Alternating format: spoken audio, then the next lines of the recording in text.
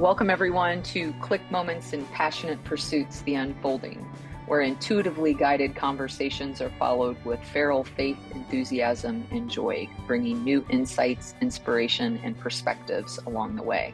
And we're your hosts, Beth Orr and Bridget Burns.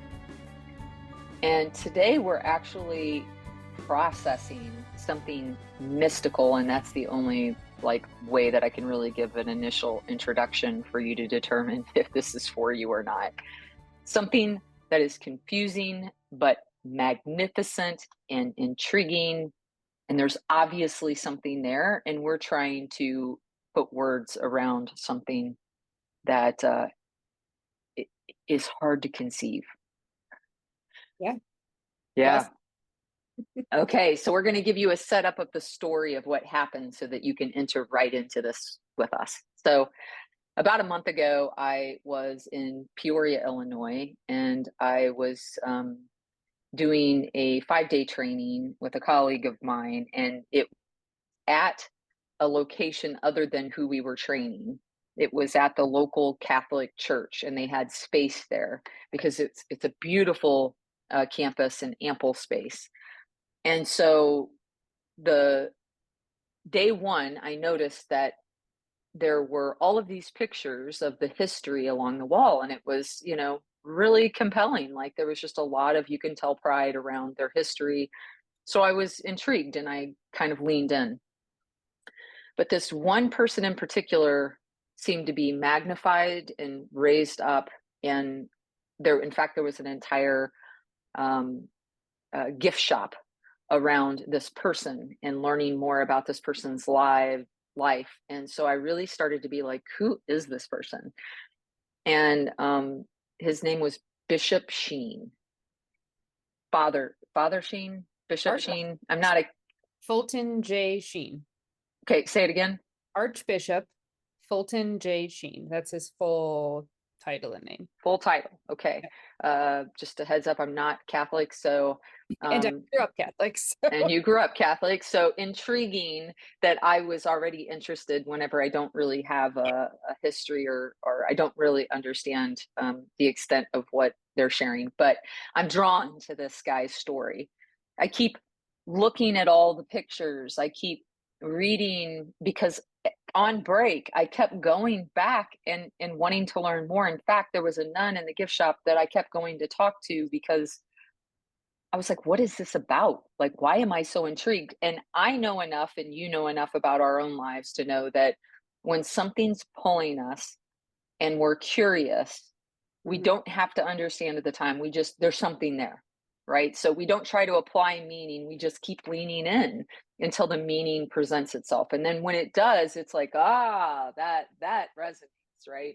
Yep. So we're 2 days in and I'm still like, what is happening? And finally, I decide to tell you about it. Like I come up for air in this training and I'm like, listen, this is going on. I keep trying to figure out more about this person. And you immediately are like, oh, wait, let me, yeah, the researcher and you starts looking it up. So I'm going to kind of hand it off to you. What I'm leaning in just out of sheer curiosity, but what is it for you at that point?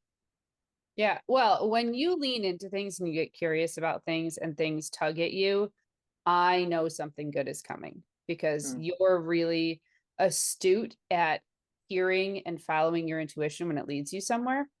So when you're excited, then I get excited because I know there's something else going on here and I want to find out why.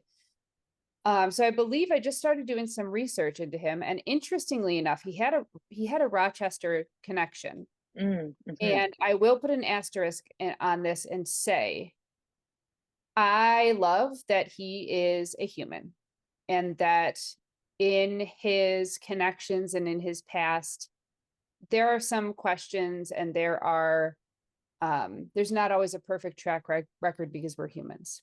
So he has an incredible record of service and dedication, and he was an outspoken person in his time, and the ideas that he was sharing were cutting edge for the time that he was sharing them.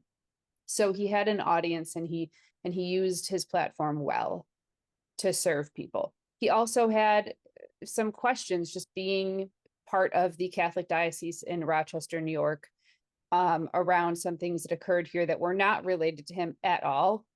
But at the time that they happened, they weren't handled exceptionally well. So I'll say that we're aware of that.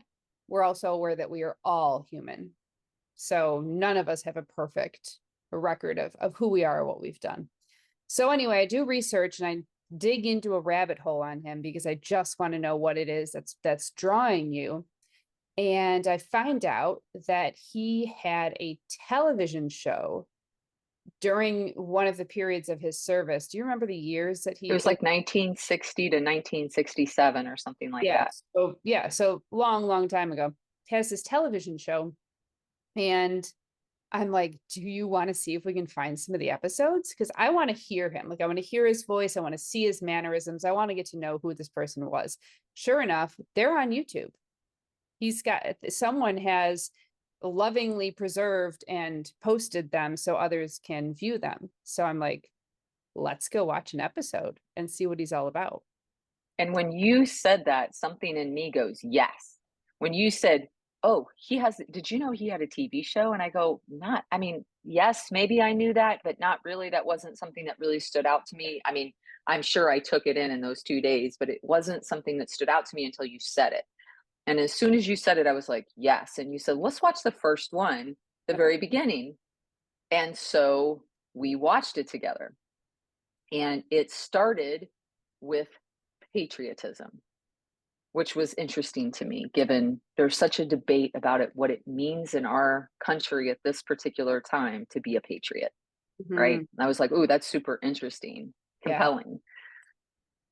And we're going to break right here so that you can actually see the episode before we tell you more, because we want you to see what we saw when we saw it so that you can understand the depth of our reaction and our desire to talk about this more. So here you go. The subject of this telecast is patriotism. I will give you the meaning of the title in a moment.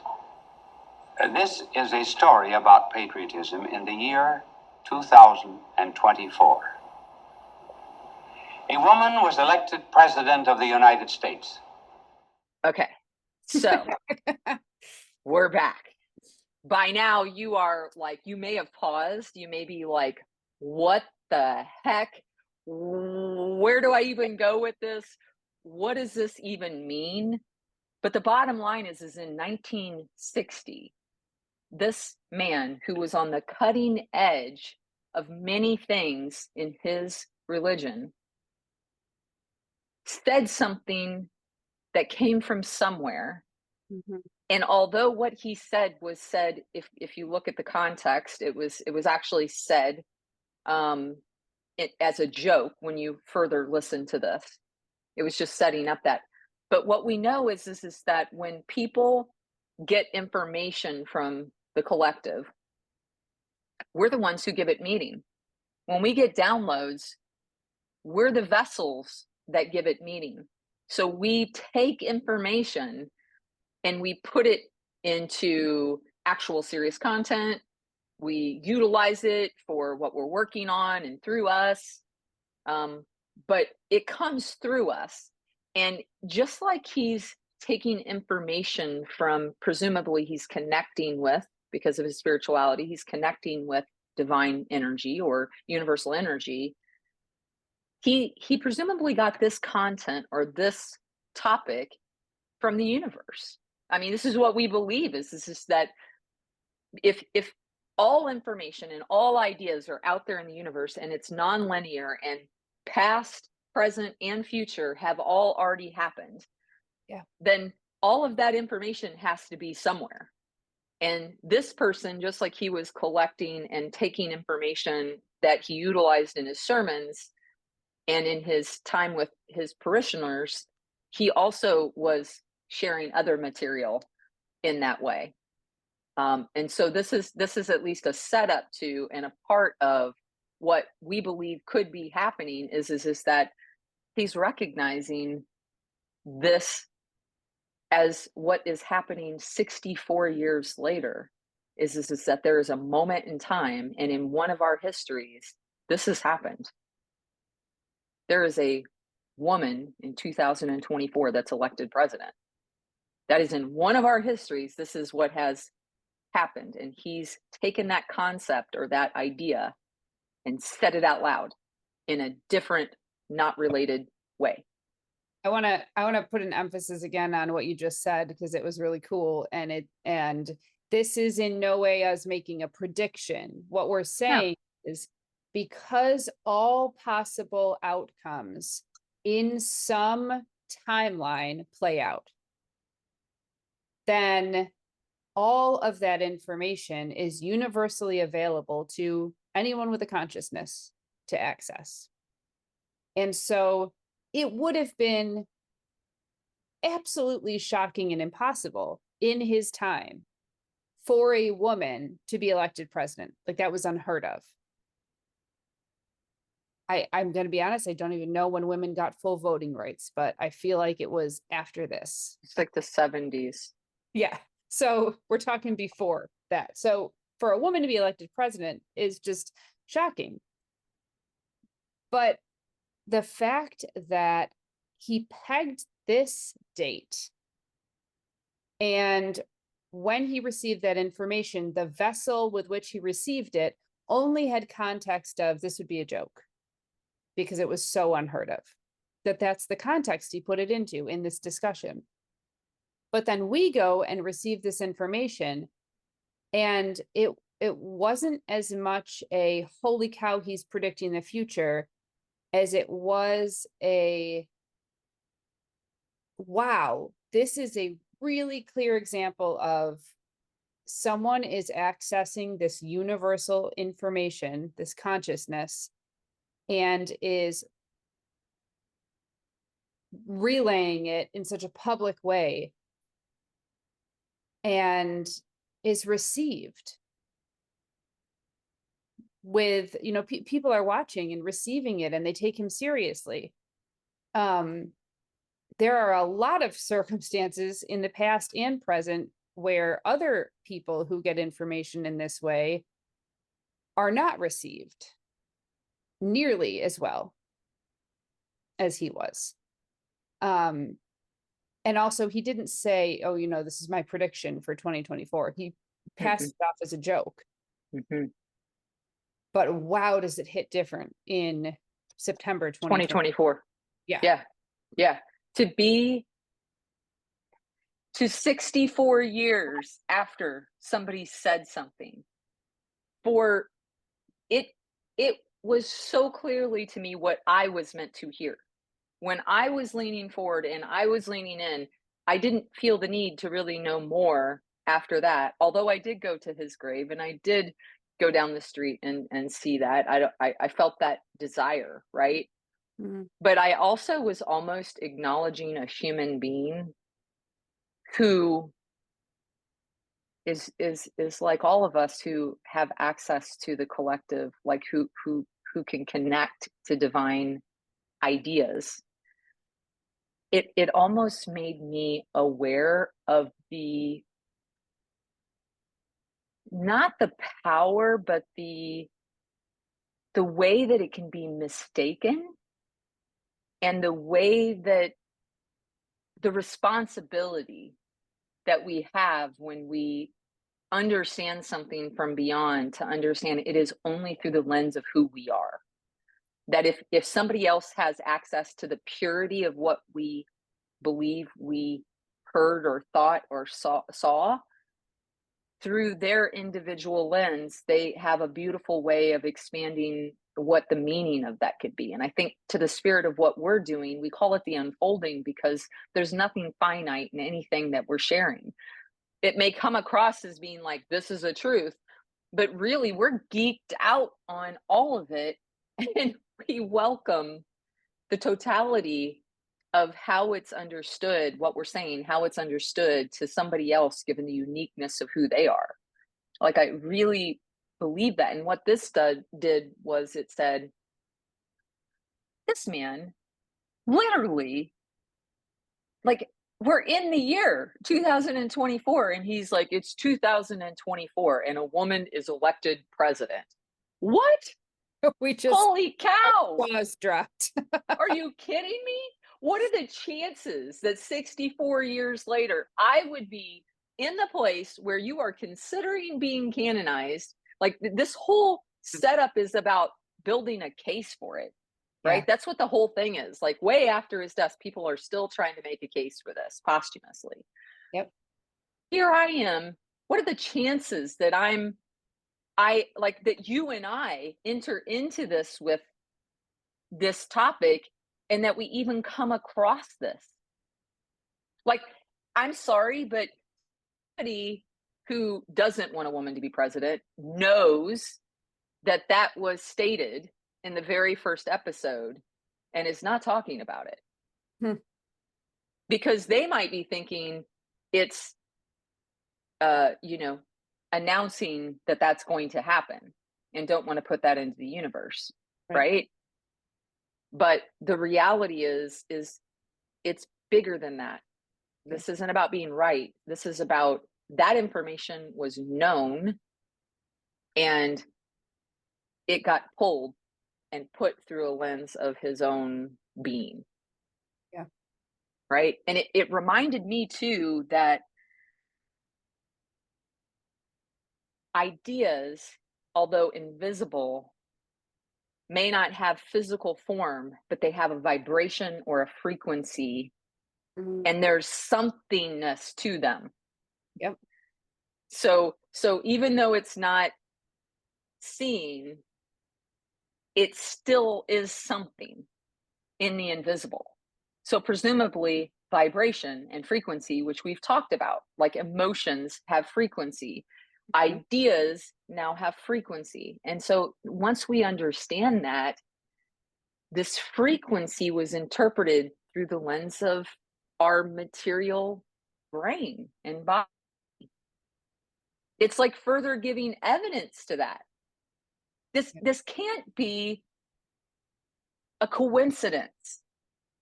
Well, there's no such thing as a coincidence. There isn't. I mean, that's a whole other episode. But yes. Yes. Yeah. Or maybe this is this episode. I don't know. Coincidences. Right. Right. Oh, things matching the vibrational signature of other things. Things that have like vibrational signatures syncing up in time and space, across time and space. Mm-hmm. That's what's happening. Mm-hmm. Yeah, and if we're particularly sensitive to it, we'll lean in without, like, as long as we don't prescribe meaning to it, and if our curiosity keeps pulling us to something, as long as we just keep looking, and then in this case, things die with us because we keep them inside of ourselves. It was my desire to really, I wasn't being let go of. It was my desire to really understand, knowing that something was going on, because I just couldn't, let it go. Now, as a side note, for those of you out there who don't like talking politics and things of that, like what we said is this isn't a political discussion. However, one thing I feel compelled to say is that I don't have a problem talking about politics in general. I love hearing other people's stance. It really is helpful for me to really gauge why people are, wherever they're at in the political landscape. But side note, this may not be very popular, but as a side note, I will just say that silence to me is always a privilege. Like when somebody says, "Oh, I don't think we should really talk about this," then you're not at risk of losing anything. Nothing's going to change for you. You can cut this out if you want to. I don't care. But I feel like fear and privilege are two things that I've heard with why we don't talk about politics, and it doesn't make sense to me. We've got to get past this. We are divided as a country, and I would listen to you respectfully, and I would hope that somebody else would respectfully listen to me back as a human being, right? I think that's So, where we yeah. get undivided again is by listening to each other. It's the only way we repair the divide. Mhm. I do not think that more division is the way to go. And yeah, that's all I feel like I need to say about this. I do want to go back though, because this is really interesting. I wrote this down and I was like, oh my gosh, what you're saying connects to what I had written down, which is you say a lot in your work that certain situations will pull on an energetic or emotional cord of something that happened in the past. And each of us will react differently because each of us have different vibrations connected to those cords. So I think this also works in the sense of those future memories. So I call them future memories because some people say, oh, it's prophetic or it's, hearing from your guides or whatever. But really, scientifically speaking, what's happening is that, like we said, past, present, future, all occurring at the same time. We just have the semblance of a linear time frame right now because it's the way that this experience works. Then the future is just as accessible to us as the past is. Yes. Means when we activate intentionally a cord, the cord that he activated was patriotism. When we activate something that has an energetic cord, then it's going to connect to strong incidences of patriotism or whatever it is in our past and in our future. And what happened, here's my working theory, is that he had been researching and, doing what we do and going down rabbit holes and geeking out and talking to people and preparing his materials and was really vibrating strongly that chord of patriotism. And what does America need? And what does this look like? And I think he picked up on in 2024, there's a really strong vibration on that chord on all sides and on people with who take no sides. People feel strongly at this juncture in our history about that. Oh, And, yeah. No, I wish that I had rewatched the patriotism episode that he did. But one thing I will say of what I remember, because I did watch it after that, one thing I will say is that he was spot on about a lot of things. Like if you look at like what he was talking about, people that would presumably have been on his side about the joke would be standing out on his patriotism conversation because what he says as a patriot is not what we're seeing in this country right now. Yes. So the very thing that he's talking to about what it means to be a patriot isn't necessarily coinciding with the joke. Mm-hmm. And it could be very confusing. Who's he talking to at this particular point? Yeah. Oh yeah. Who's he talking to, which I think is really interesting. And it's an important point, which you led with, is humanity is complicated. And so we, even as a human, I don't know, like in basketball, our percentages, or in sports, our percentages are really low, even as experts. So think about our nail rate with thoughts and everything that we say. We're kind of like weathermen, like nobody's expecting anybody to be perfect. And if they are, what field are you in? Yeah. Like, are you an accountant, or like, what's your numbers here? And even accountants make mistakes. Yep.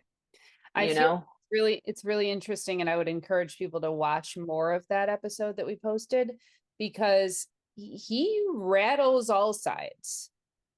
Like he's gonna shake up conversations no matter where you find yourself falling in this spectrum, which is quite interesting. I mean, I was unsettled by some things And I found it super interesting because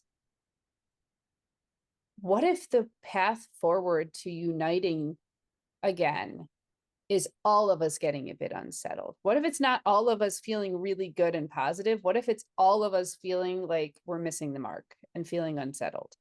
Ooh, then we're really close. We're super close. Thank you for that. Hope. Because I feel like a lot of people are feeling that right now. Yeah. Is very unsettled. I don't know many people that feel like, yeah, we're exactly where we want to be, Great, right? because that means that we're going to be more willing to work together so that all of us can feel better again. Mhm.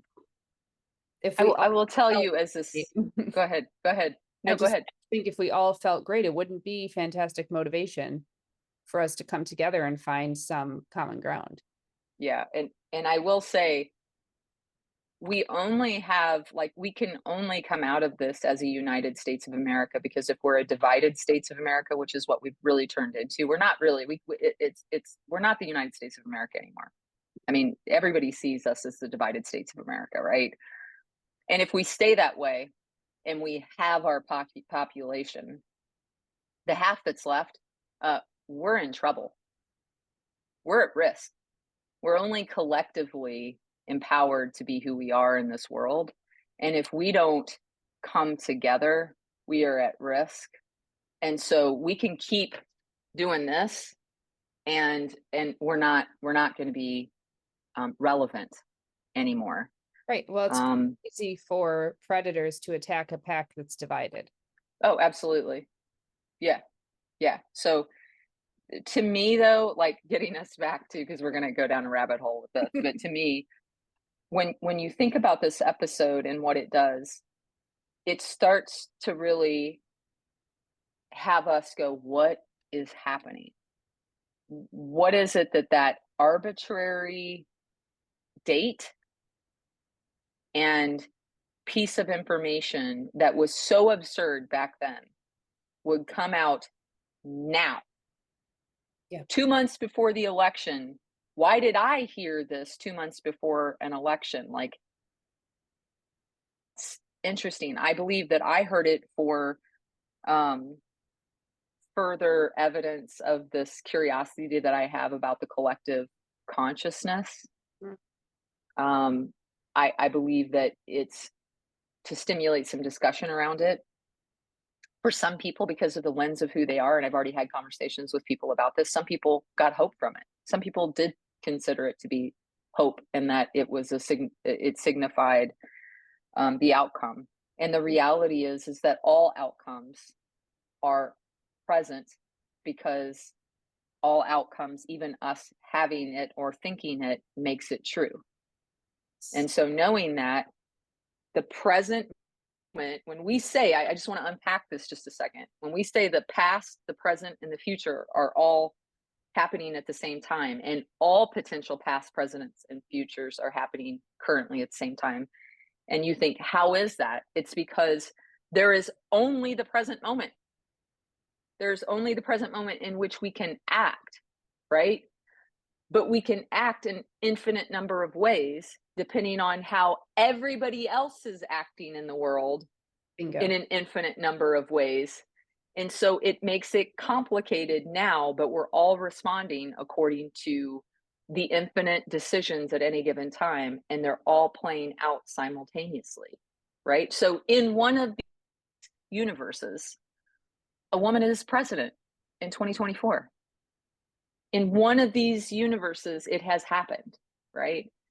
So when we have hope, or whoever has hope, it is because it has, we feel that. But the fear that we also have is because in one of these universes, it hasn't been that way. Both are true, right? Both are true. So, and there's probably even more solutions that we don't even know. I would like to reference something briefly. Rob Bell's book, Where'd You Park Your Spaceship? There's a conversation that some of the characters have in this book, and the question gets raised, where are you now?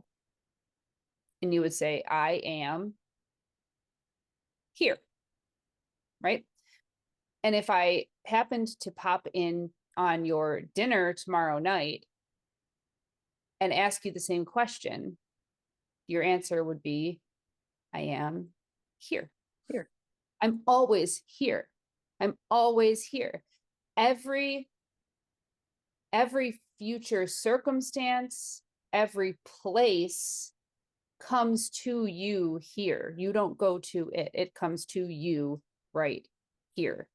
So if you can only be right here, then what determines where the next here is the vibration that you have right here and right now. Yes. I love that. I love that. And that presumably can be an embodied here that is not cognizant of the collective around us, but it's there. Mm-hmm.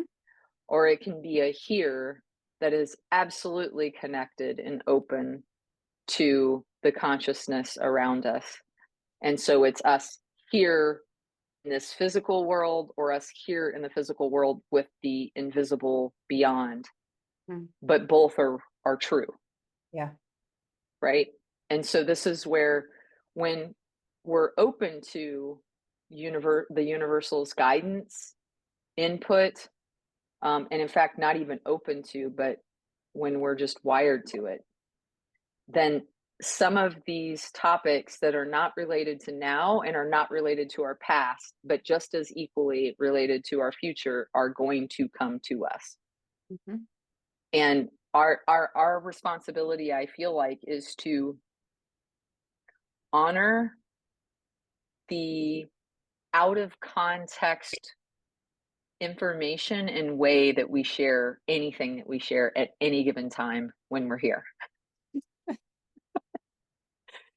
I mean, it's the best we can do, is just who we are here now, given the past that we know, the future we don't know, but that we all collectively have access to. Right. That's all we can do. Yep. Right? Yeah. It would be like us making some wild prediction about, in the year 3000, our great grandchildren are going to be setting up their new colony on Mars. You know, I mean, is it theoretically possible? Sure. Crazy for us to think about right now. And we can joke about it because we don't have any context for how that would actually be, given what we know and we have access to. Yeah. And just like, what was it? Wasn't there, like, in the Aztec calendar, like at the beginning of this, it was like there was some number that everybody was like, oh my God, are we going to make it tomorrow? Because we don't know that. And it's like, here's the thing, just saying it out loud, in some iteration of our reality, it probably was real. So when people were like, see, that doesn't exist. No, in this reality where we know about it, it doesn't exist. But had somebody not spoken it out loud, had somebody not said it, who knows what would have happened? We don't know. So I think, given the reading that I have done from many sources, I think that what future we experience is always in flux based upon, obviously, untold number of inputs. Mm-hmm. And there is a certain probability that we lean this way, or we lean that way, or we go in this direction, or we go in that direction. And that is constantly shifting given all the inputs in our here. So, of course, people in the past have made predictions based upon where they tuned into that probability leaning. And I think that's why, of course we want to know, like, as humans, we have this burning desire to just know and understand things. I'm a researcher, Well, we do. Okay. I think not everybody does. Okay. This human has a burning desire to know and to understand things. Which is why I think so many of us love when people make predictions and we're like, oh, a prediction, someone knows, let's follow the person who knows. And we really just have barely an inkling, but there's just that constant flux of probability, leaning in different directions. And I think that's sort of the way that we have to think about our future. No one really knows 100% for sure, but given any moment and all of the different inputs, it's leaning in these certain directions. Yeah. Yeah.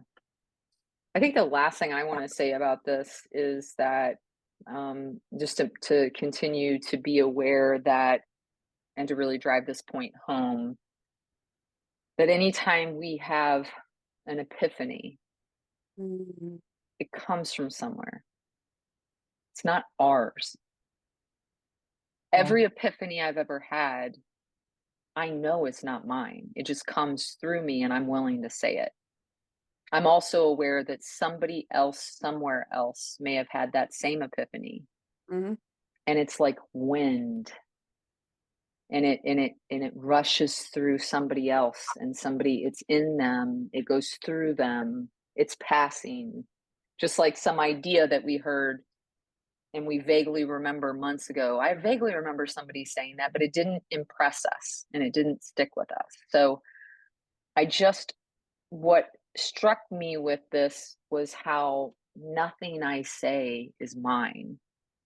It's not like when people are really clear on like, this is my intellectual property. Yeah, you may have designed it, put it together like this, but every single word, concept, like it's all like unfolding in a way that it's only loosely yours, right? Man, But everything feels like it's from somewhere else, and my owning it is our human illusion of the power that we have, that's way more than what we really do. And for me, I love being part of the collective. I love being my little self in the collective, right? But I want to say these things and say what's coming from out here, but I don't want it to appear like the epiphany is mine. It's really through me, and I have a beacon, I have a open receptive energy channel that I geek out on sharing that communication.